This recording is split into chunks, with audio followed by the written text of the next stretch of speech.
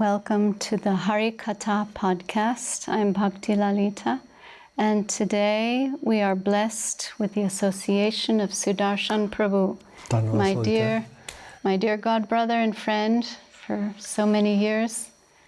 And it was on my wish list to one day interview Sudarshan Prabhu about Śaraṇāgati, which means surrender. This is his specialty, and whenever I meet him and talk with him, he's reading Śaraṇāgati, talking about Śaraṇāgati, diving deep into Śaraṇāgati. So this is a subject that I actually had some blockages about. I couldn't get past. I'll explain why. Just getting stuck on this subject because it's so important, and I needed a little help from my friend. Hare Krishna. And here he is. He's in town, and just catching him before he goes back to the United States. And welcome, Sudarshan Prabhu. Thank you, Lalita. It's always a joy and an honor to be with you. Thank you so much for being here. And I thought the best way to start this off is to sing the auspicious invocation to Śaraṇāgati. And Sudarshan Prabhu is famous for kirtan, and so you'll get a sample of that here now. Very beautiful song by Bhakti Lalita Thakur. It's the first song of his book called Śaraṇāgati also, and emphasizing that this is the key teaching of Mahaprabhu. Shikhaya Śaraṇāgati Bhaktera Pran, as Bhakti Lalita Thakur says, Mahaprabhu came to teach Śaraṇāgati, which is the life of the devotee. So we'll try to worship that song, worship Bhakti Lalita Thakur and Mahaprabhu. Shri Krishna Chaitanya Prabhu Jive Daya Kori. Shri Krishna Chaitanya Prabhu Jive Daya Kori. Swaparshada Sviya Dhama Sahayavatari.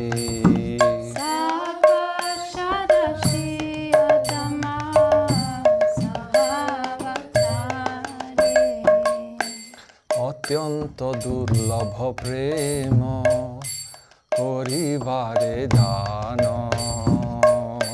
Atyanta durlabha prema koribare dana. Shikhaya Śaraṇāgati bhakatera prana. Shikhaya Śaraṇāgati bhakatera prana. Dainyayatma nivedana gopritve varana. Nivedana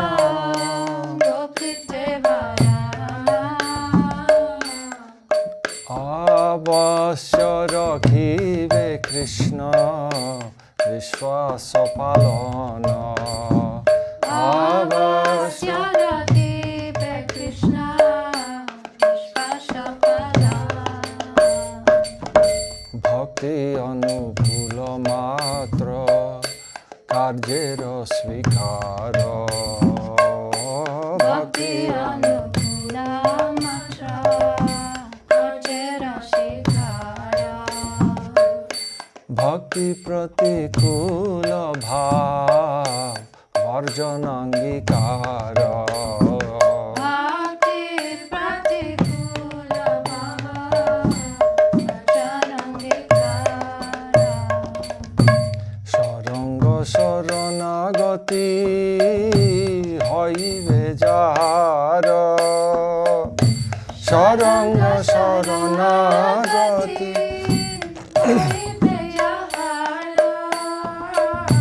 tahara prarthana shune Shri Nanda Kumara.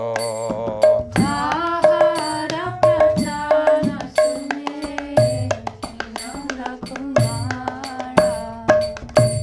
Rupa sanatana pade Dante trina kori.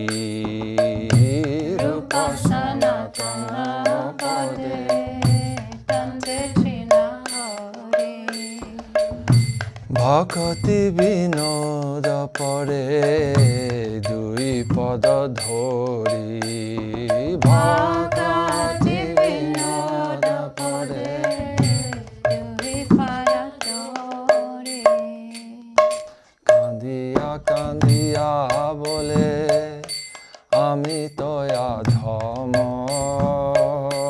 কাঁদিয়া কাঁদিয়া বলে আমি তয়া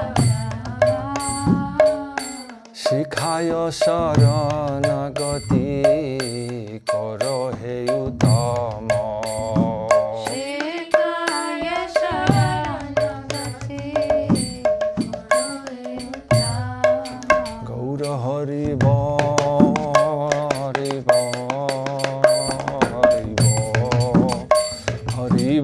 Nitai Gour Hari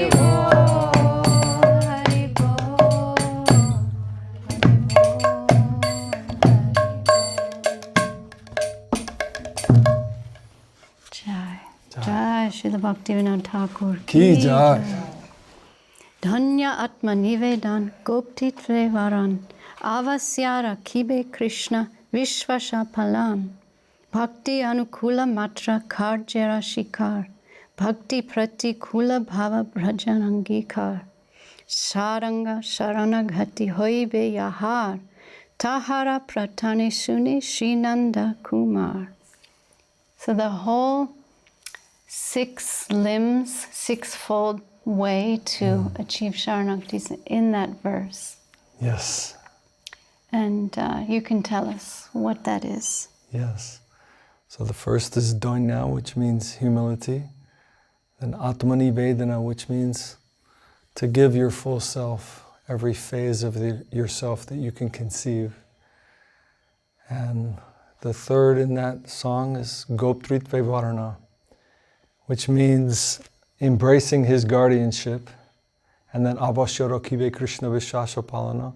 It's said in different ways in different shlokas, but essentially it means confidence in his protection. In every situation, we're feeling protected by the Lord.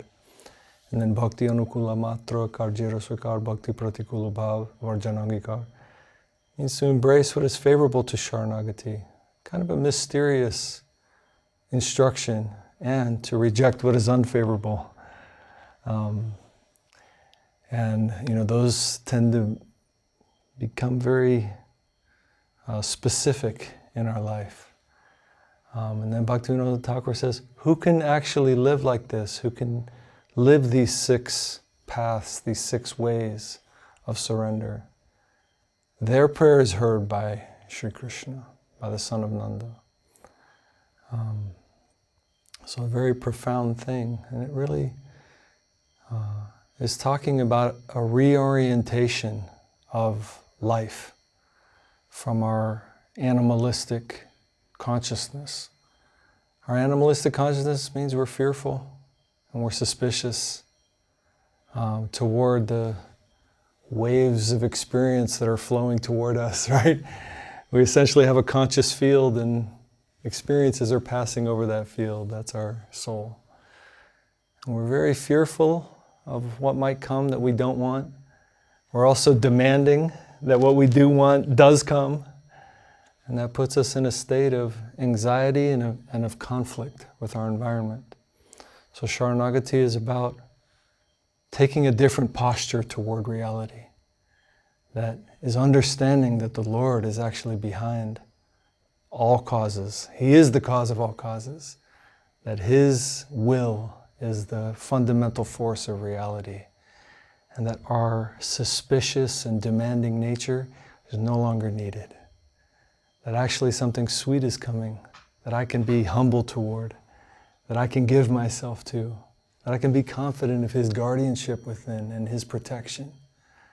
And to reorient our relationship with existence. So it's a very profound idea that's given in this song. And it's really talking about a transformation of our conscious relationship with the environment that we're in.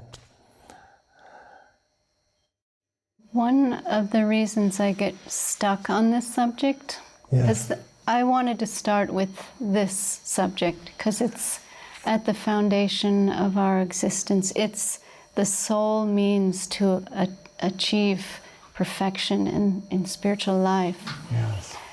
But I get a little caught up on there being 6 limbs, 6-fold process to this. And I'm always thinking like, what are they? And am I doing this? And which one should come first? Yes. And like 6, it's just, I'm overly concerned about the number of That's actually limbs. it's a very good point. It's interesting because Srila Sridhar Maharaj talks about this as well. Kind of what you're saying. And really this is addressed by Jiva Goswami, addressed by Sanatana Goswami. The 6 Goswamis are also referring to this because Mahaprabhu did teach Śaraṇāgati and he did teach 6 limbs. But what is the essence of what all these things are saying? The emphasis is on Gopritve Varanam. It's said you can think of Śaraṇāgati as a tree with limbs, but the trunk of that tree is Gopritve Varanam. So there's a fundamental key point at the basis of these 6 limbs, that if that key point is contemplated, understood, and started to be practiced in our life, then all the other things fall into place. You know, what is natural humility? You know, when Guru Maharaj is saying, like, what does that mean? If someone's like a jerk to me or attacking me, I'm just gonna let it happen, right? Like, how do you actually practice this? Those things fall into place with Gopritve Varanam. Which is embracing the Lord's guardianship. Embracing the Lord's, yeah. We have some unfamiliar people, like my mom watches this podcast. And even, if you're an English speaker, still, you don't know what that means, right? You might say embracing his guardianship, but it's like, okay, what does that mean? Like, how does that actually manifest in the moments of my life? How do I embrace his guardianship? And this is why this is such a fundamental point, because it's at the basis of the reorientation of our consciousness. That the cause of reality, or sometimes Guru Maharaj says, the designer of my destiny is my friend. And Guru Maharaj gives a very, very beautiful definition of guardianship. My guardian is he who wants good for me more than I want, and who knows what's good for me more than I know, right? So that means something that is benevolent to you, someone that is benevolent to you, that also is omniscient, that knows more than you, is giving you the environment that you find yourself in and the experiences in life. And that has to be the basis of our intelligence, right? Otherwise, we're going to cast judgment on what's happening in our life in a way that doesn't take into account for His grace, right? We're not taking into account His grace. So it's like we don't actually, we can hear many faiths are saying, not a blade of grass moves outside of the will of the Lord. But if you really think about that, do we really believe that? Do we actually live like that? Do we really think that not a blade of grass is moving outside of the will of the Lord? Well, if that's the case, that means my guardian is making this thing happen. That means that there's grace within it for me. And that moves into the actual practice of these things. Because, that kind of basis, that starting point for the evaluation of a situation and the understanding the beginning of my relationship with that situation is that. Something happened and the Lord is behind it and He's my friend. So if we can naturally embrace the Lord's guardianship, then the other limbs kind of follow, right? Yeah, they follow. I mean, all of them have their own life, and Guru Maharaj talks about all of these. And, each of these limbs have their own chapter in Prapanna Jivanamritam, which are very, very beautifully elucidated. This, in my humble opinion, the most important book in this universe, and probably in many universes. It is foundational understanding of reality and the soul's relationship with it. And it's independent of time and space. It's actually the most wonderful work, just truly profound. The author is Srila Bhakti Rakhak Sridhardev Goswami Maharaj, our grandfather guru, our guru's guru. Yeah, and in this, what is Śaraṇāgati and what is the practice of it? And what are the sayings from the Lord, from his devotees, from the Shastra, on the different topics of Śaraṇāgati, each of the 6 limbs. They're elucidated in this book, and quite sweet and wonderful. Guru Maharaj himself also talks about these. There's a beautiful chapter in Sermons 2 called Bhajan, Real and Apparent, where he talks about humility and what is the actual practice of humility within your life. But the basis of all of the practices is that something wonderful is occurring. And I have to start to reorient my consciousness that his grace is occurring, even if I can't see it. And that leads to the actual expansion of our perception and the actual modification of our experience and the modification of ourselves. It leads to actual progressive life within our life. Like, how do we progress from being one person to another? There has to be some adjustment based on the experiences that are flowing over me, and that's good. That's important. And the fastest, most complete, most harmonious adjustment of ourselves is going to happen when we really embrace this guardianship. A lot of times incidents in our lives trigger this need for embracing the Lord's guardianship and feeling he's there in our lives. We need help from him. Yeah. Certain troubles we encounter on the path. It's very interesting in life to experience things that our pattern, our mental pattern, immediately identifies as bad.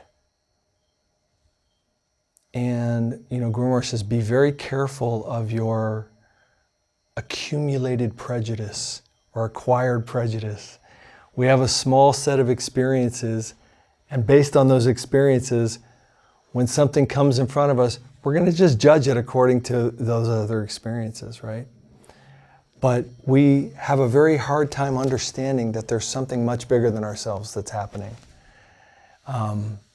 And there's this concept of adhoksaja, that there's something that's beyond your current conception, beyond your current ability to even really think of, that's happening. And it's really difficult to even put that into your head. One time I heard somebody talking about this from a military intelligence perspective. He was one of the national security people in the US. But I thought it was really helpful in terms of our own relationship with reality. He says, there are things that you know. There's things that you don't know. And then there are things that you don't know that you don't know. And if we really understand our position within reality, most likely, most of reality is something that we don't know. And also, it's probably pretty important. So to enter into a situation with the conception, hey, there's something that I don't understand that's happening here.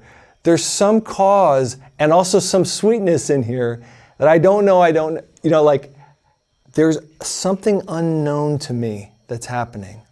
But my default is the Lord is good. That's, first of all, it's actually the truth.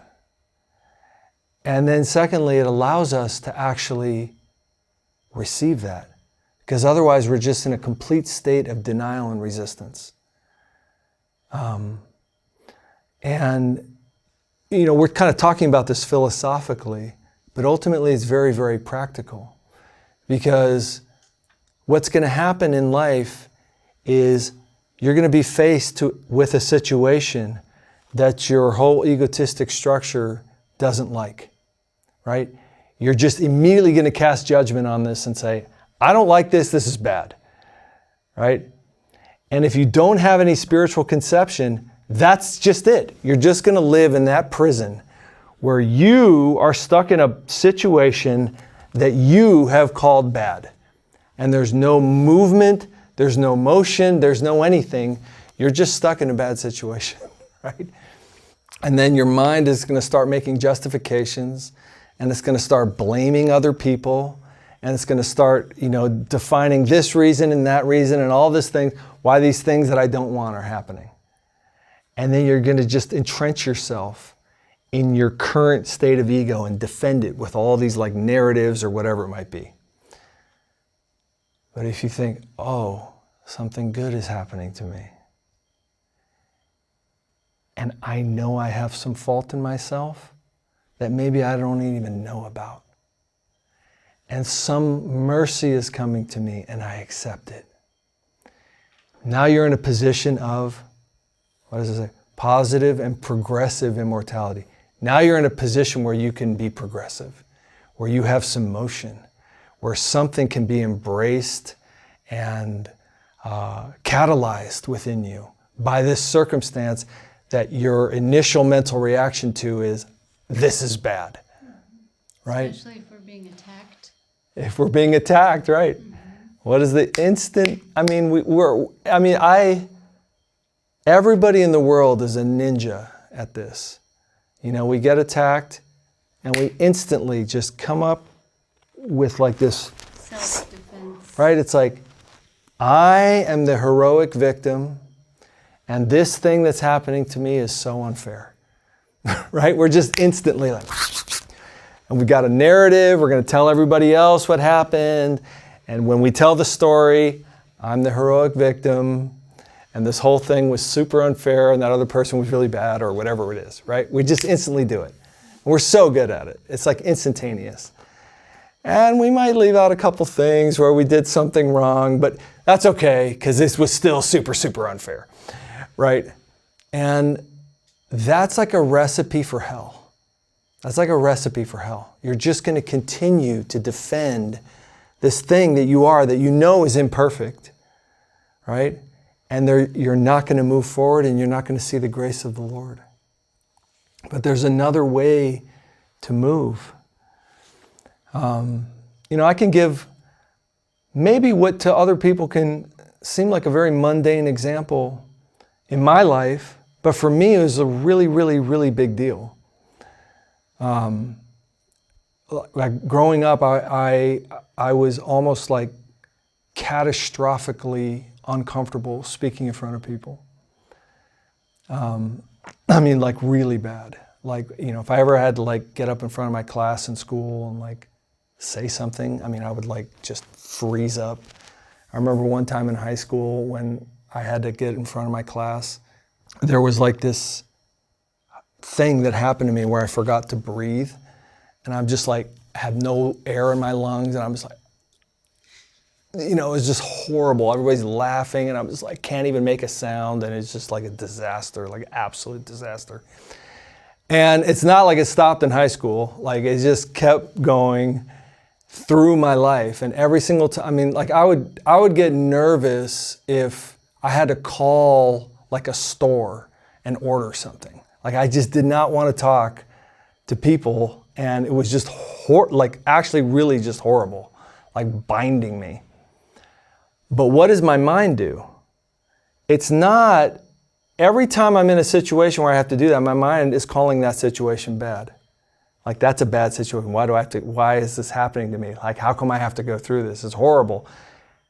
And, I get a job, I get pushed into a situation where I'm like speaking to the team, and it's horrible. Then my boss asks me, hey, my boss is coming into town, I want you to give this presentation.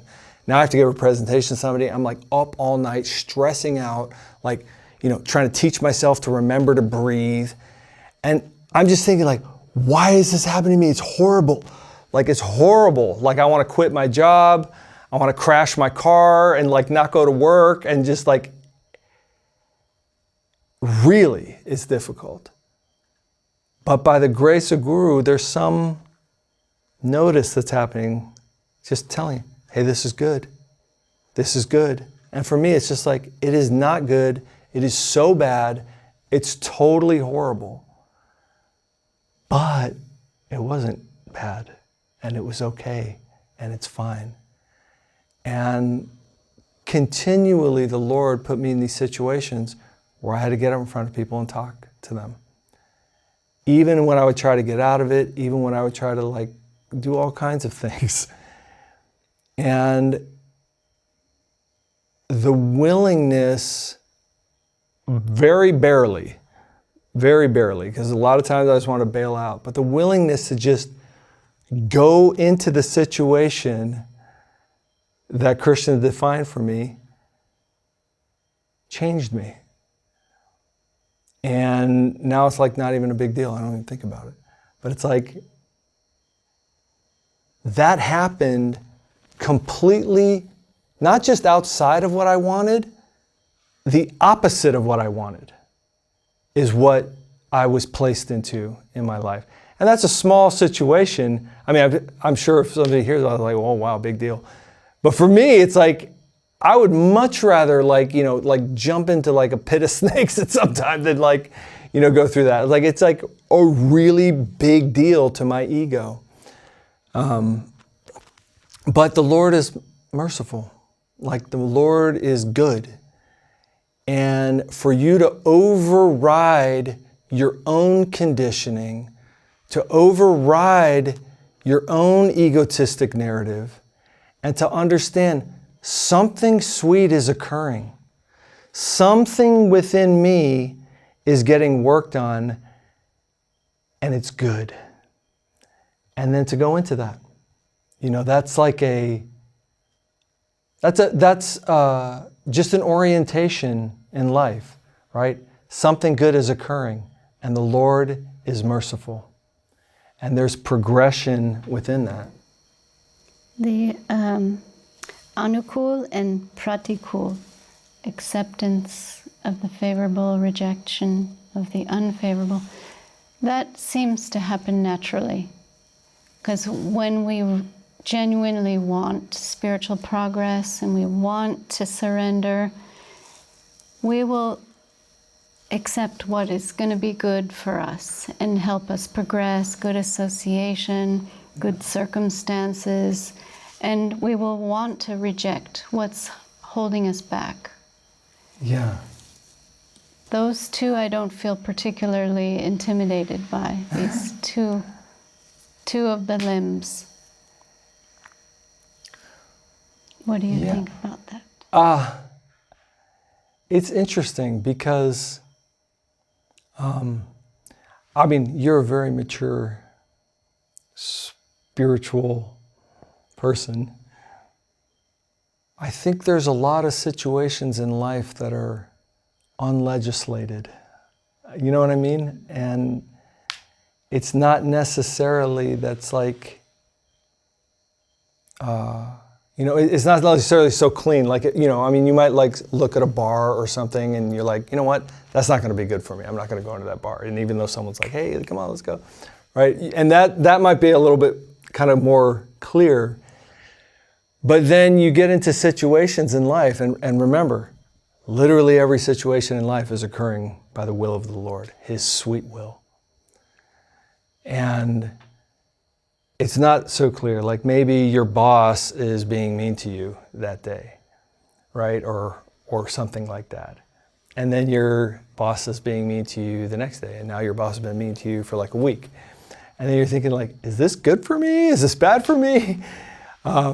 What is actually beneficial here?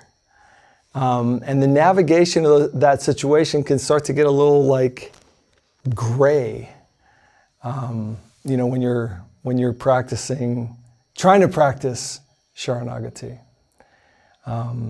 And those situations in life, it's interesting to see because Guru Maharaj is talking, in some ways talks about these types of situations where you're moving into sort of an unwritten about, unlegislated type of situation, yet it's occurring.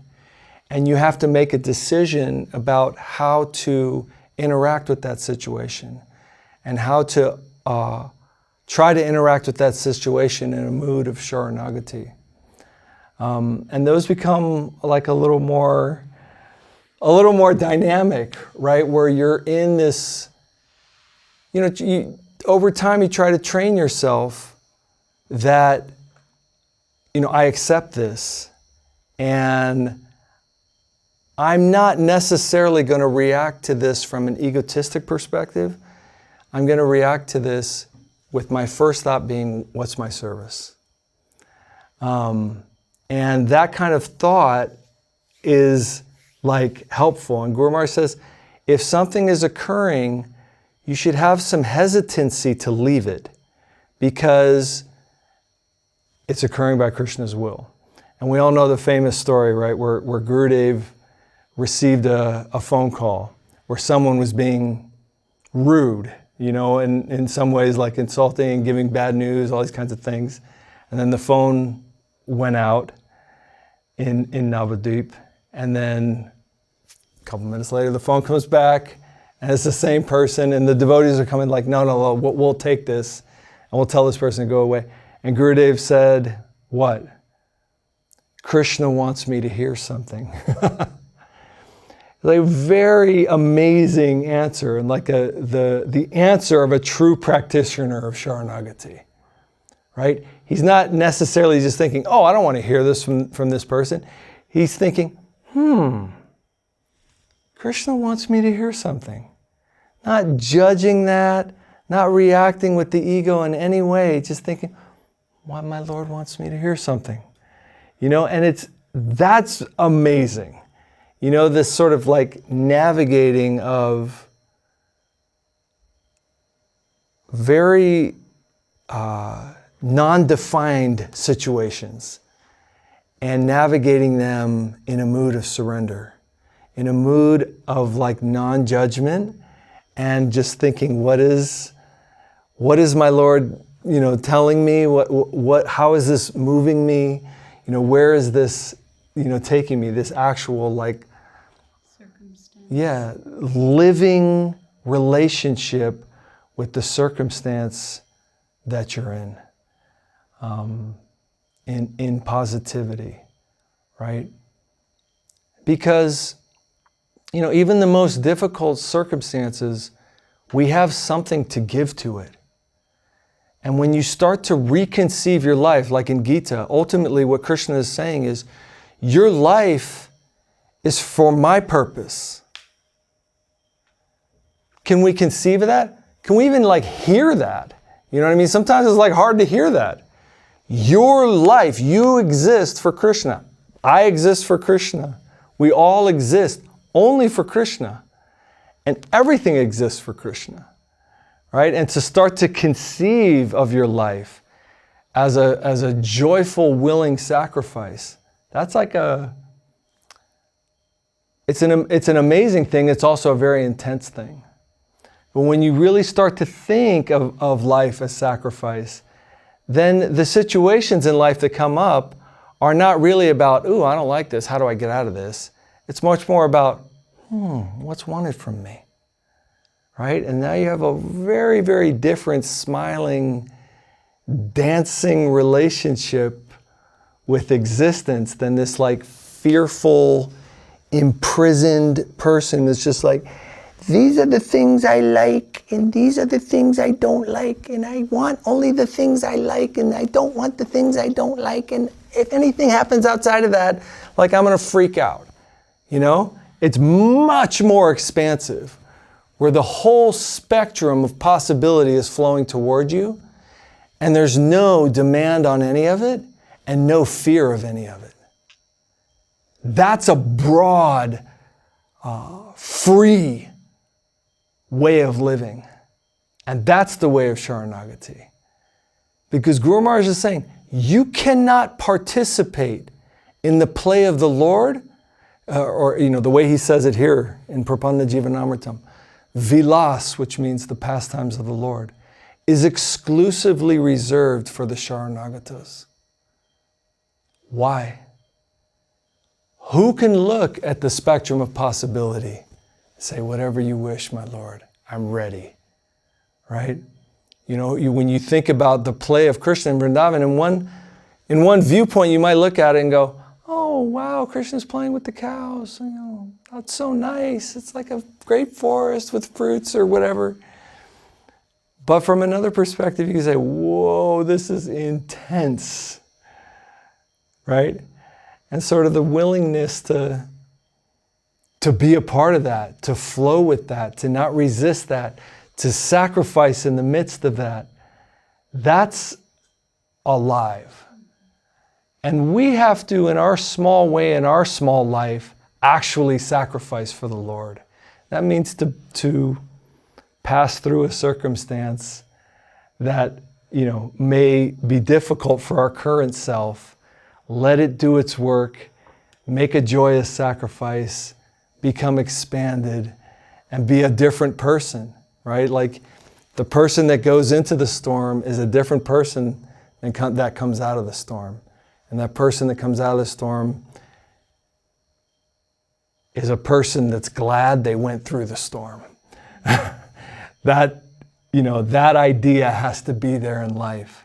This storm has come in front of me, and I'm going to walk into it in faith and in confidence in the Lord, because I know that it's going to be ultimately benefiting to me.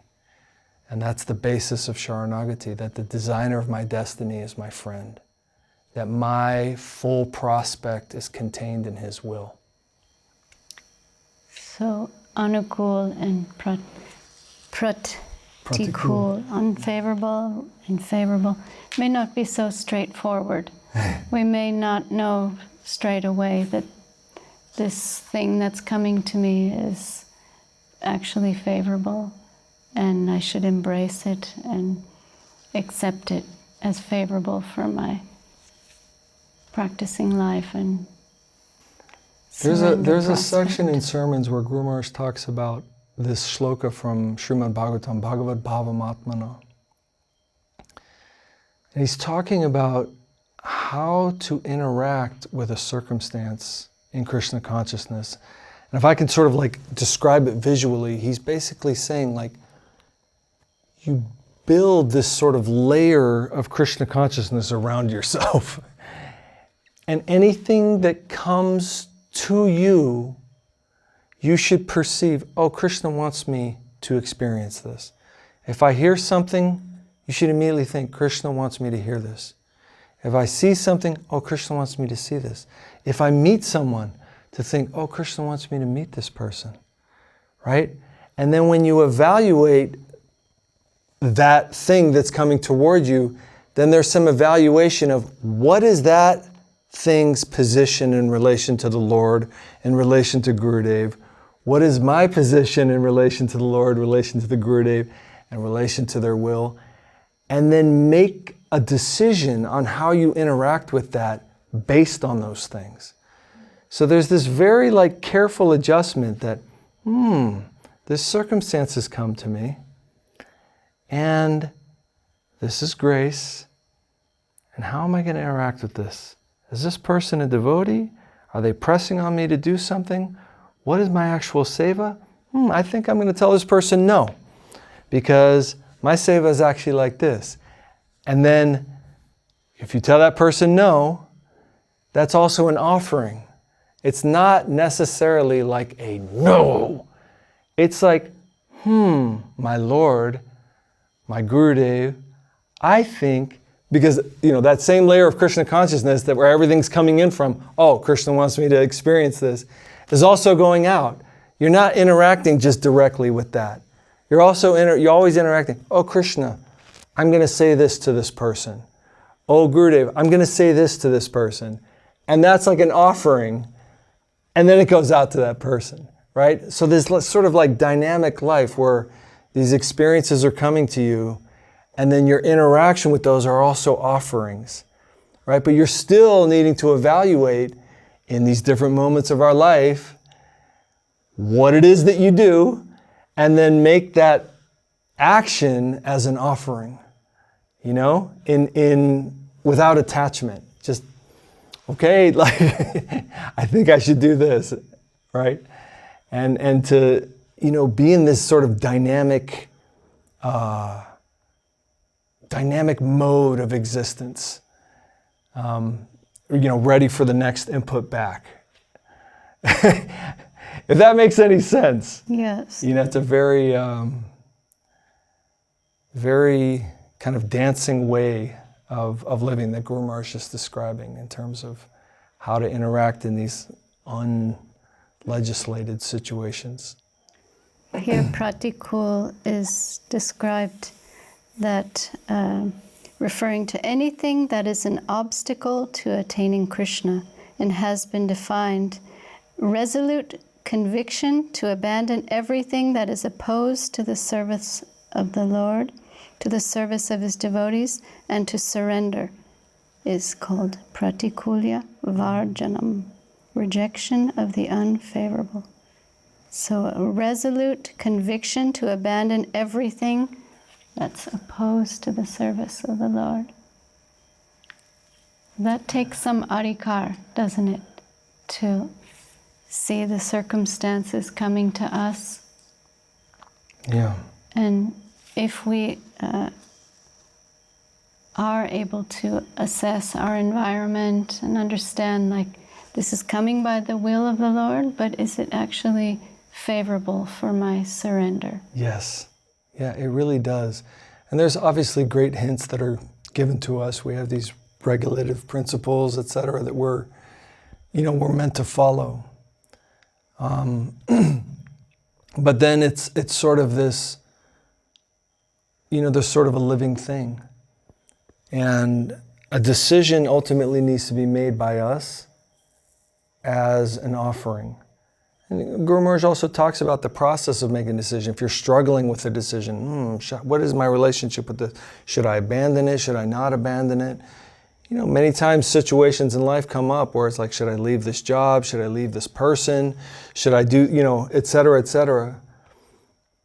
And sometimes we don't know what, there's a beautiful song that we sing sometime in the morning, Thakur Vaishnava Gana, and he says, Supata vipata nahi jane. I don't know which path is auspicious and which path is inauspicious, right?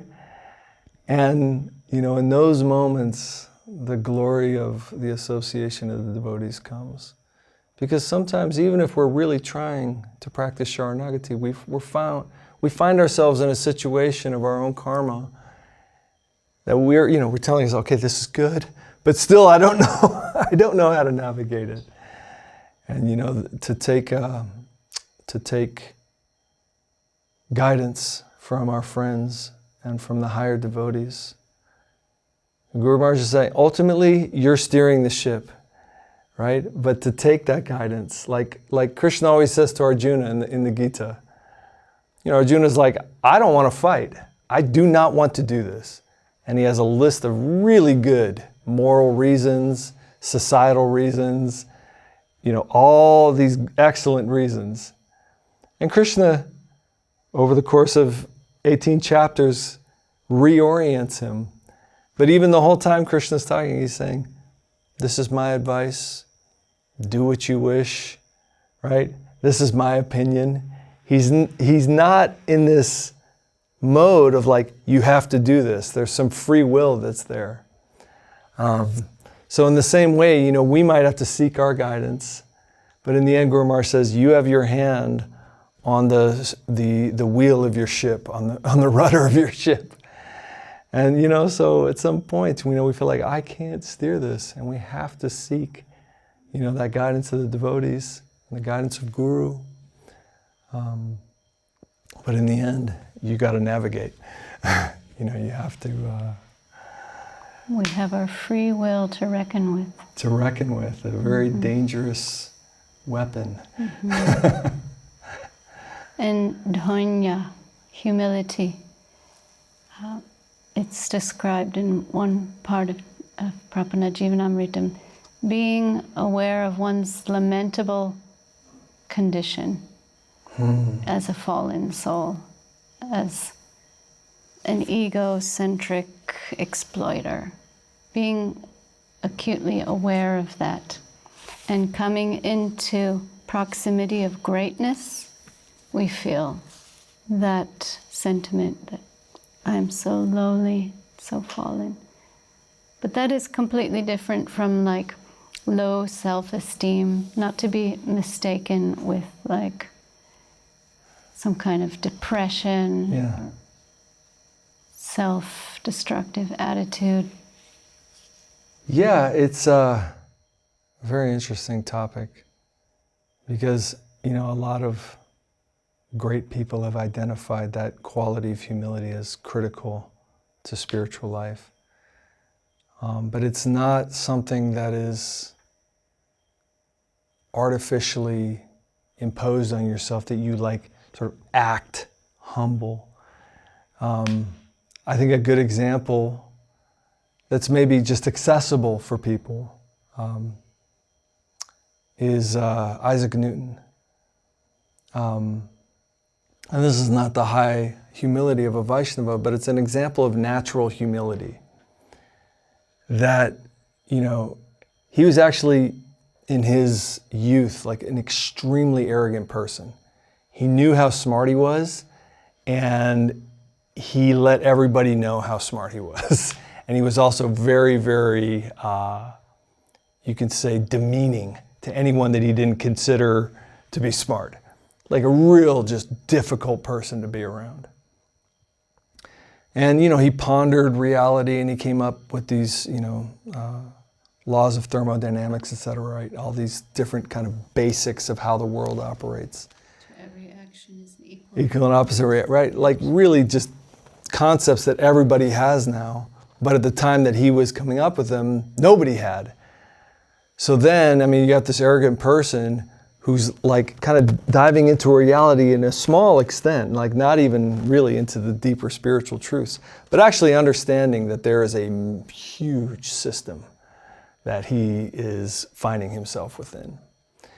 And what he wanted his whole life started happening, where everyone's like starting to just heap praise upon him and say, oh, you're so wonderful, you're so smart, you're amazing.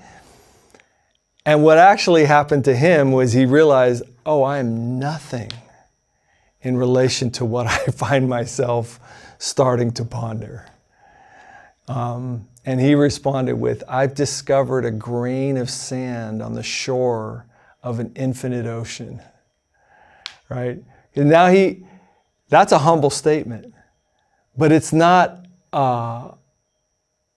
fabricated, concocted, fake humility.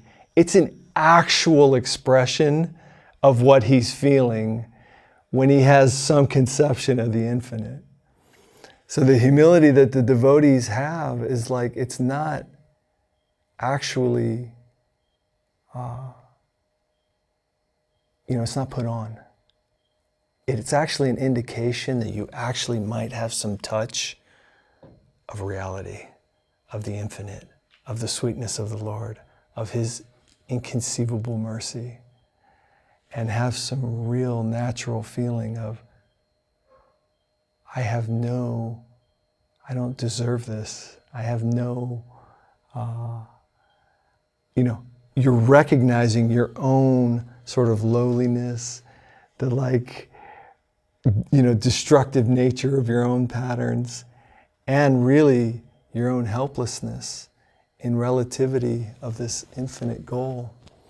And, to feel that and to express that as an actual statement of reality, not like an affectation of like, this is how I'm going to act and I want people to think I'm humble or whatever. It's like an actual state of being that, I guess you could say, to the perception of the outside world, it paradoxically means that you actually might have some connection with reality. A person with actual connection is going to have actual humility. And that's it doesn't take very long to really examine yourself and to start to gain some humility. When you understand that like you're operating in a world of patterns, or when you understand, just the smallest amount of how much you don't know that you don't know, or, when you go through a circumstance and you realize that there was an aspect of yourself that you're really not proud of. Those are all just naturally humbling things. And a person who is spiritually developed, they've actually gone through those, right? They have a real natural humility. They also have a connection with the Lord. A very, very helpful standpoint when you're approaching the infinite. It's actually just like comical and ridiculous for someone to sort of arrogantly approach, infinite reality. And if you have any type of even just basic intelligence, you're going to approach with some, authentic humility that just grows as the experience and real touch of spiritual life progresses. Srila Sridhar Maharaj says modest natural growth. And I think within Śaraṇāgati that's just how it comes about, how it descends within us, isn't it? As we sincerely pray and strive for this mercy and center our lives around it, we're modestly, naturally growing, and Śaraṇāgati descends within us. Is that right? Yeah, I think it's, the wonderful thing when you start to look at what's coming toward you from a mood of Śaraṇāgati, the conclusion is that progression is inevitable if I can just actually go through whatever my next day holds properly. And is there anything more natural than that? Right? You're actually just living your life. And the circumstances that progress you by the grace of the Lord are actually coming toward you. It's an amazing idea, because we have a book, a wonderful, beautiful book by Goswami Maharaj, Search for Sri Krishna, Reality is Beautiful. That's expressing our search for Him. A little bit deeper is Loving Search for the Lost Serpent, which is His search for us. And to realize that that's what's happening. It's not just a one-way need and longing from our side. It's actually also His own desire for us to come into relation with Him. And He's the cause of all causes. He is reality the beautiful. And inconceivably, He wants to be in relationship with us. So the idea that the expression of His desire to pull us closer to Him is the environment within which we find ourselves, is the flow of experiences that make up our life, that when properly oriented to and gone through, are going to pull us toward Him.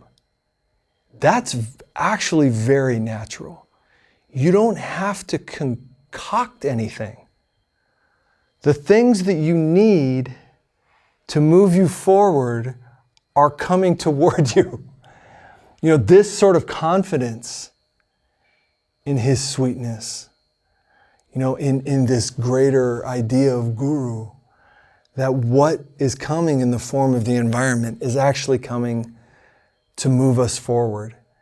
And things that we don't know within ourselves that need to get either removed or progressed or expanded or whatever that needs to happen is actually coming toward us.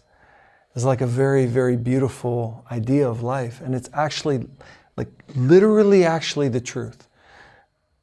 It's what's happening.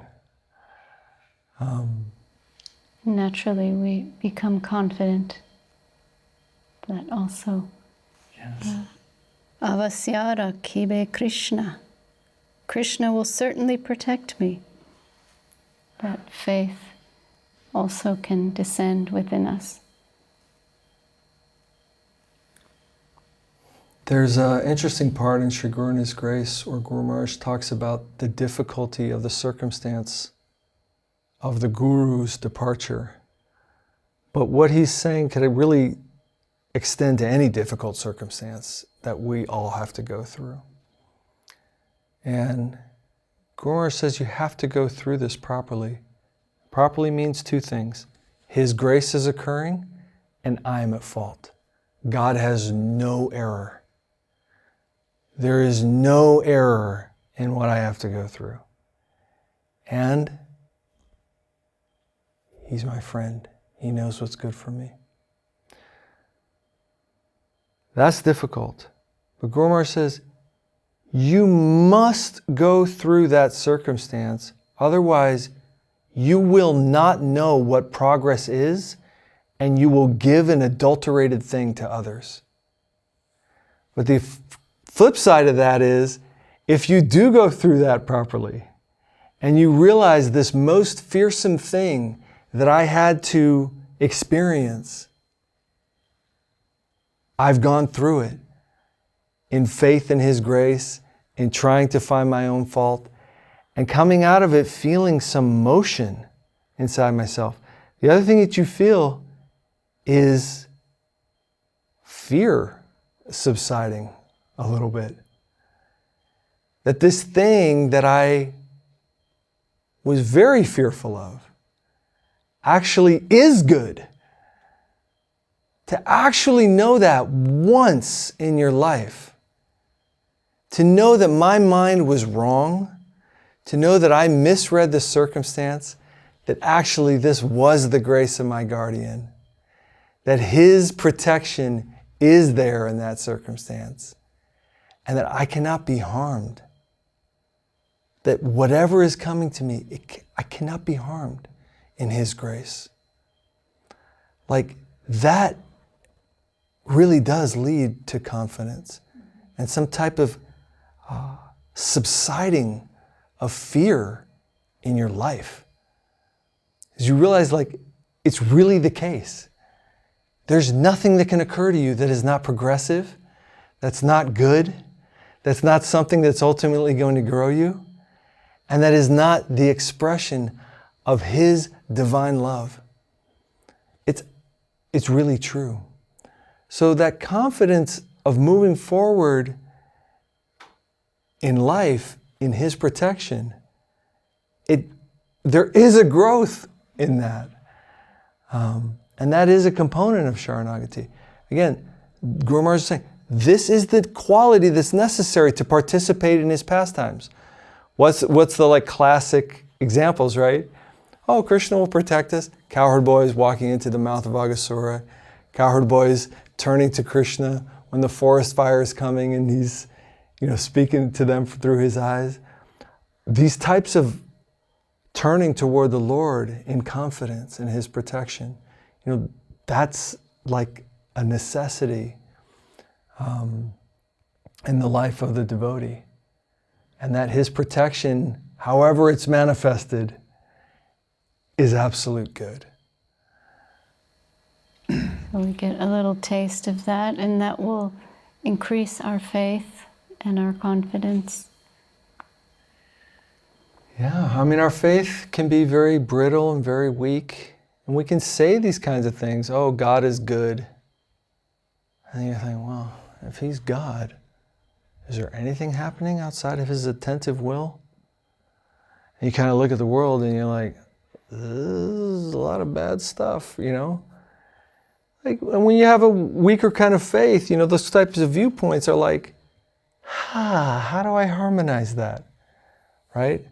It's very difficult for the animalistic mind to look at those types of things in the proper perspective, because we tend to view things in a very small and limited way.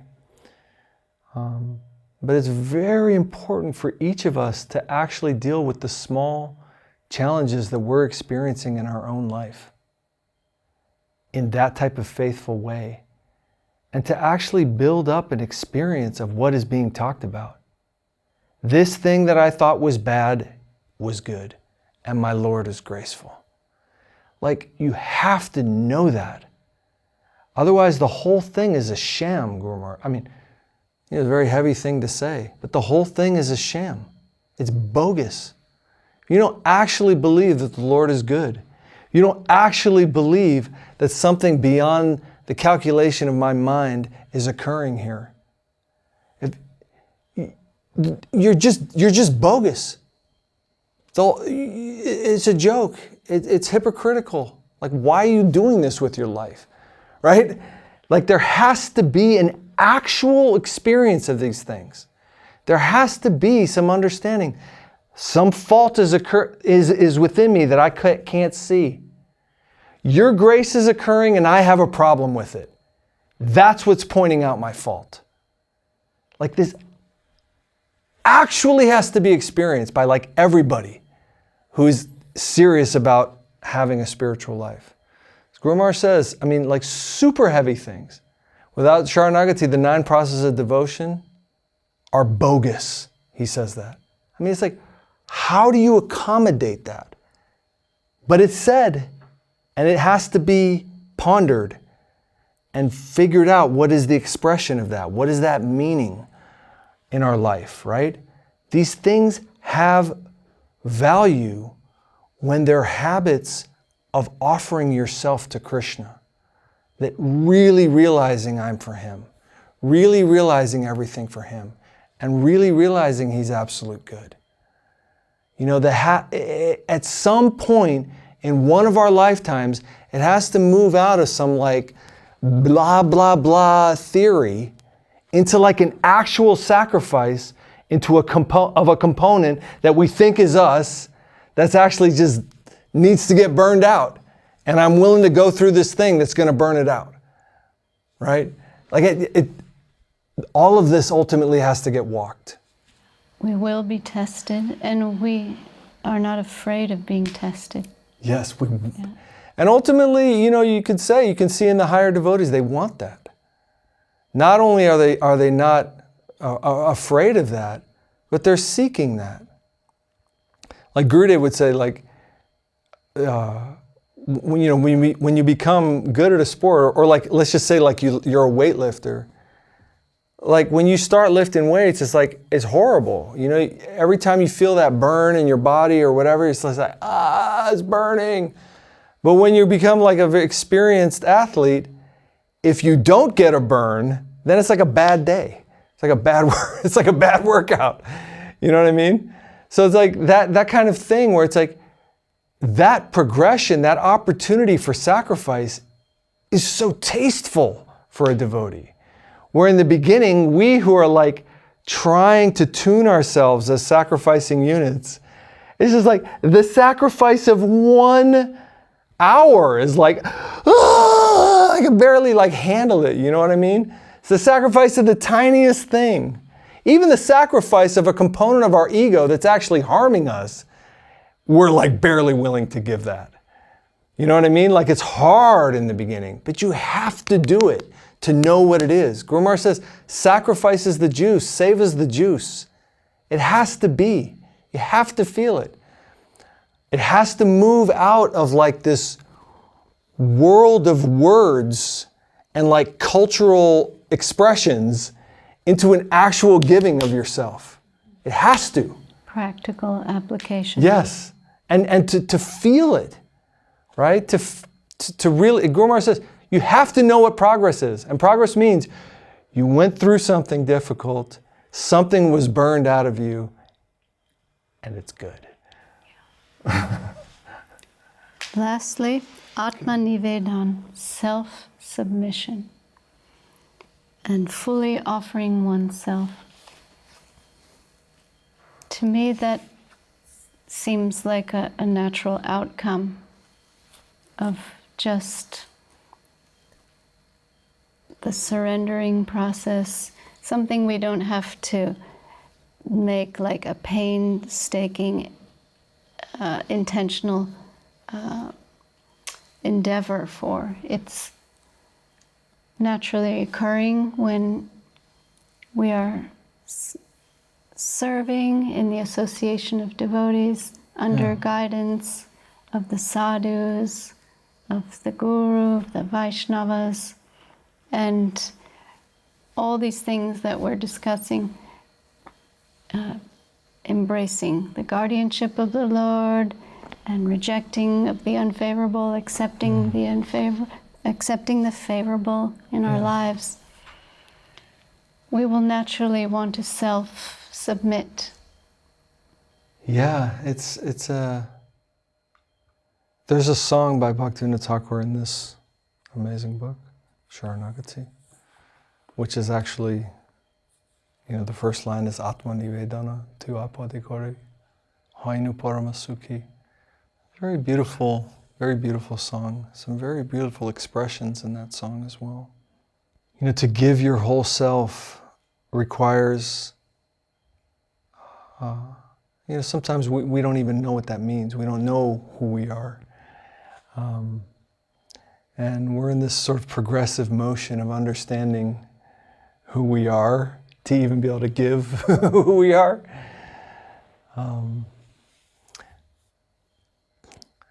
There's a line in that song that says, Tomara sevai dukha hoy jato seoto paramasuka. In your service, difficulties encountered are like a source of joy. Seva sukha dukha paramasampada nashaya evididuka. Whether I'm happy or distressed in your service, they're both great riches because they destroy the misery of ignorance. The idea of giving yourself continually, giving up the conception of who you think you are. And if I could go back to this, again, very small, almost ridiculous example of my fear of speaking publicly. But for me, that was literally such a small, stunted idea. But that's literally a defining aspect of who I thought I was. I'm the guy who's just not going to do that, right? Now, can you imagine living eternally with that kind of identity? That's the thing where you think, this is who I am. So that's when Mahaprabhu says all phases of yourself. There's a very broken, stunted idea of who you are. But in the small consciousness that you have, that is who you think you are. And so when you want to practice giving of yourself, it means you have to be ready to be who He wants you to be.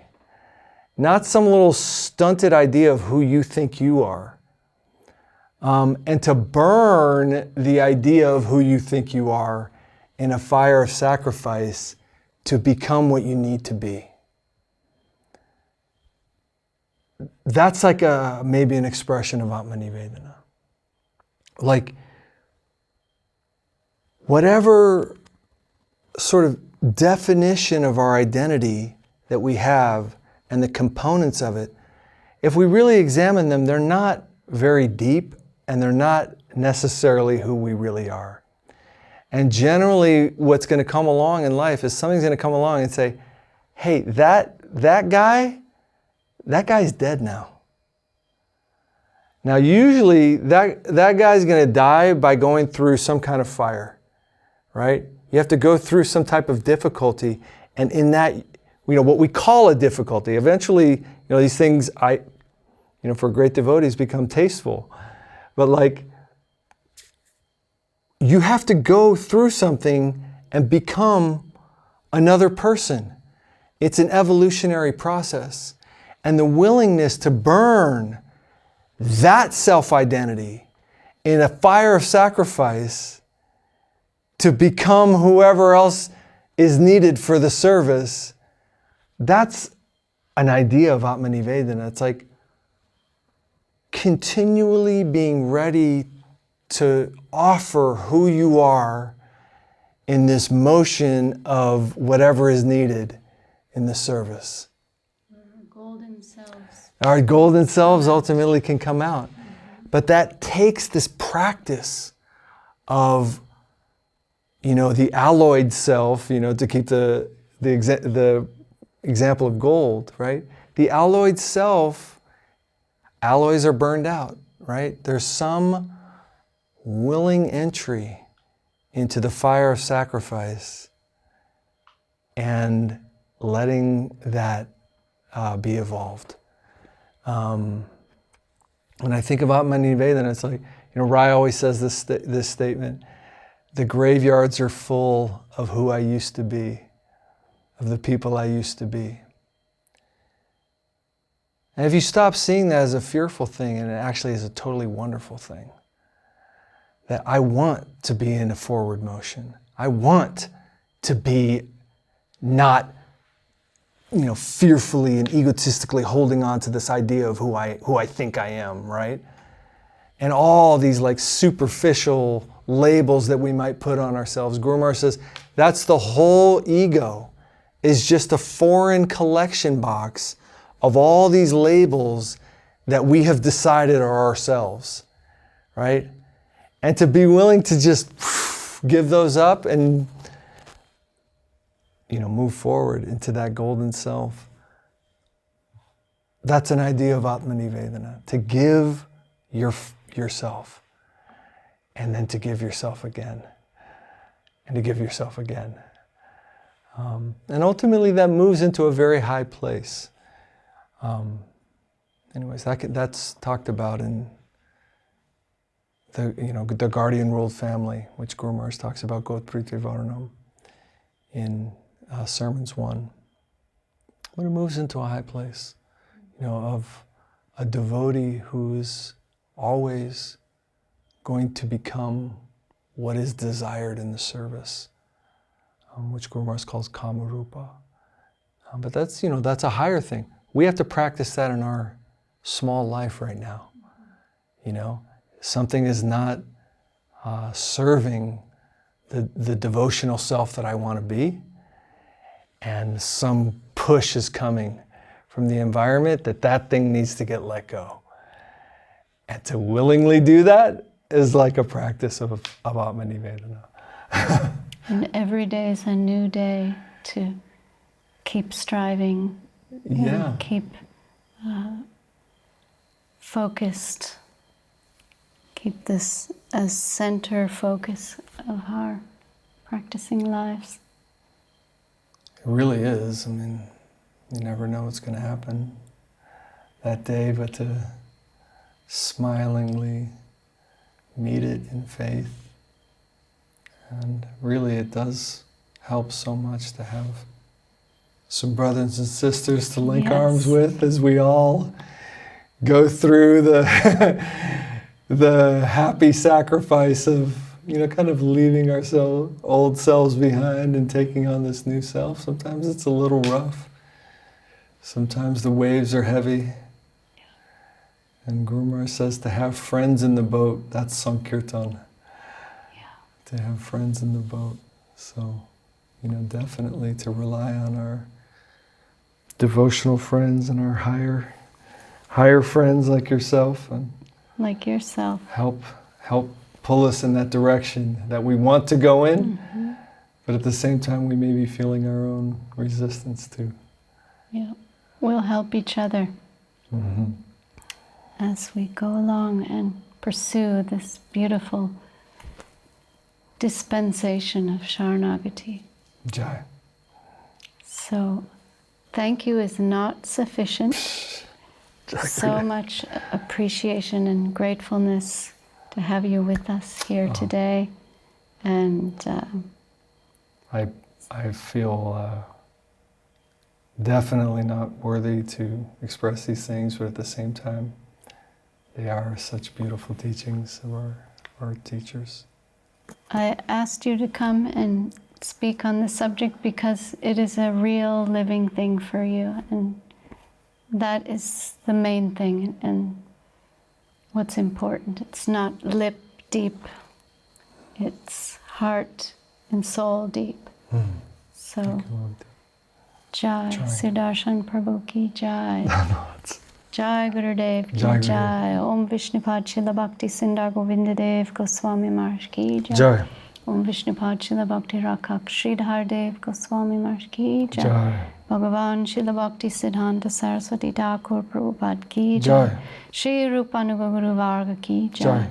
Gaura Bhakta Vrinda ki Jai. Jai. Harinam Sankirtan ki Jai. Jai. Gaur Premanande. Gaur Hari Bol. Srimati Bhakti Lalita ki Jai. Jai Gurudev.